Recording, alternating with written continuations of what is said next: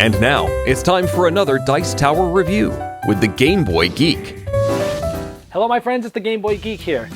Today, we're actually going to be playing a word game. But wait, don't turn the channel yet. It's a Sid Sackson word game. Good, I hope I got you before you stopped. Anything that Sid Sackson done is worth watching what it's about.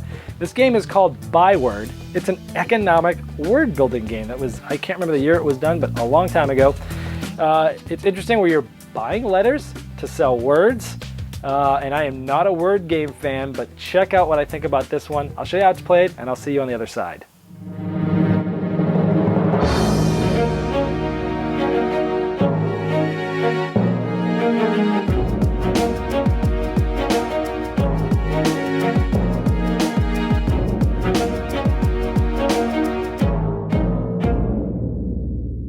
In Buyword, you're going to be getting letters from this bag, trying to buy them, and then selling words.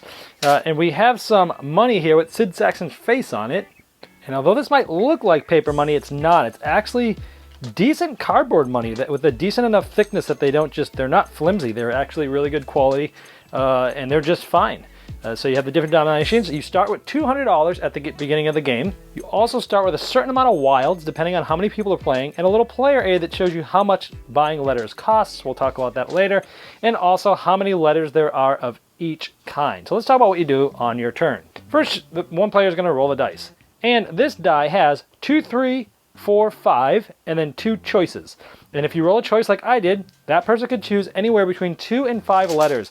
Each person is going to get 2 and 5 letters. So that I'd get this, the next person would get this, and so on and so forth. And you have the option of buying these letters. So how you pay for the letters is you count the number of dots that are on there. So I have 4 for the Z, 2 for this, that's 6. Essentially you square that number or multiply it by itself. So 6 times 6 obviously is 36. If you don't want to do multiplication, this little tablet here will help you. And this person got 2 letters, which is obviously only $4. 2 times 2. So wow, 36 and 2. So you may or may not want to buy these. So yeah, let's just say, heck, I went for it. I would pay $36 to the bank, and I would put these 2 with my wilds over on the side. This person, let's say they didn't want these, they would just go out of play. Another thing to note is when you're deciding whether or not you want to buy these letters, you can't just buy 1 or 2 of them. You're either buying all of them or none of them. So let's say it's the next turn and the next player rolls a 3. We each get 3 letters from the bag to possibly buy. Let's say these 3 come up for me.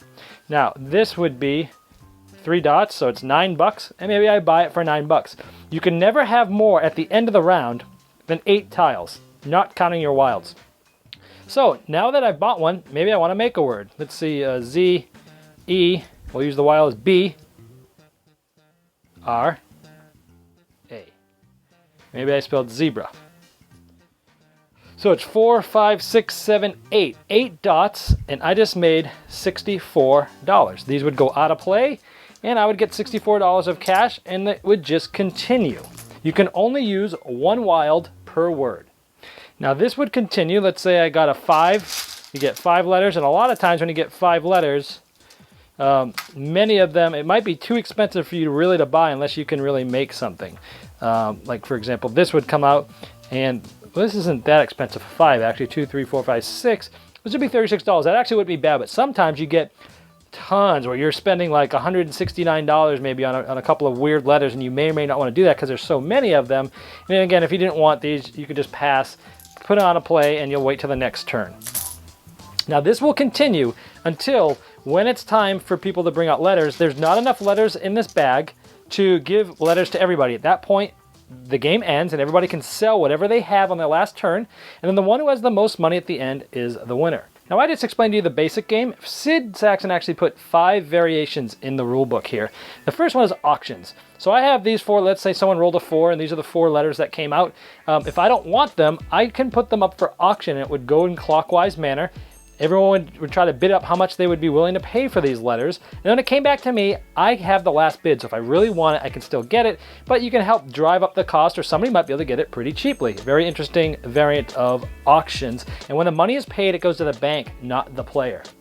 Another variant is trading. Let's say these were the letters I got, and I saw letters that somebody else had. I would be willing to trade all of these letters for all of theirs. It's an all or nothing thing, and that's another variant. Another one is to say trading with money. You could say, hey, I'll trade you these lot of letters for your lot of letters, and let's come up with maybe possibly some cash that goes between us too, because yours are worth a lot more. That is another variant.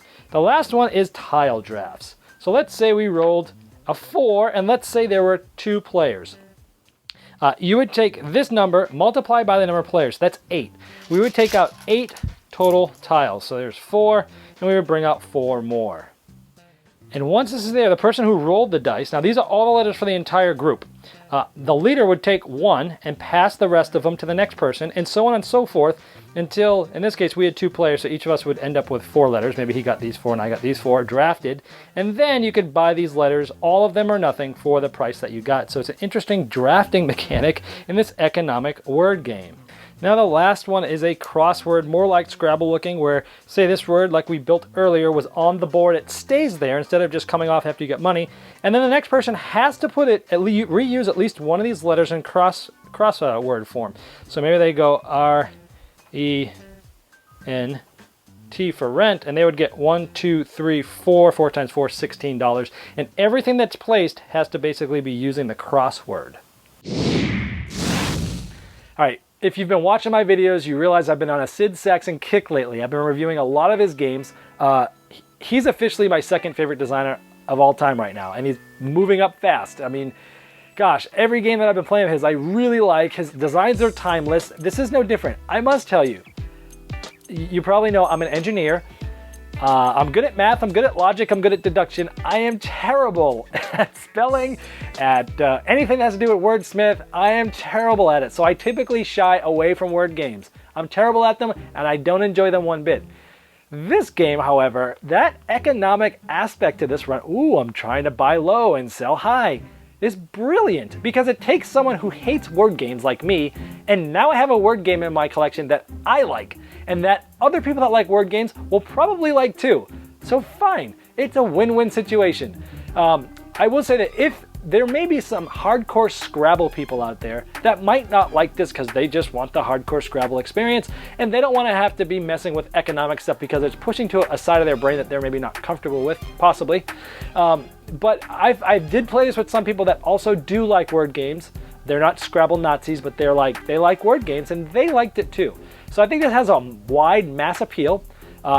If you don't like word games, still try this one, especially if you like any of Sid Sackson stuff. You can tell it's his just by playing the game, and not just because his face is on the money. It just has that feel. It's streamlined, it's easy, it's quick to teach. The rules are never bigger than 2 pages, and they're just a lot of depth. Also, the amount of variations that's in this game, those 5 different variants. Wow, replayability, Batman? Yes, this game's got it too. So, gosh, and it's like very inexpensive online. So, check out Buyword from Griffin Games, another Sid Sackson classic. Thanks so much for watching the Dice Tower videos. Find more great videos and reviews, as well as our top-rated audio podcast at Dicetower.com. You can also find other great shows at Dicetowernetwork.com. I'm Eric Summerer, and you've been watching The Dice Tower. The Dice Tower is sponsored by Cool Stuff Inc., where you can find great games for great prices. Cool stuff in stock. Check them out at CoolStuffInc.com.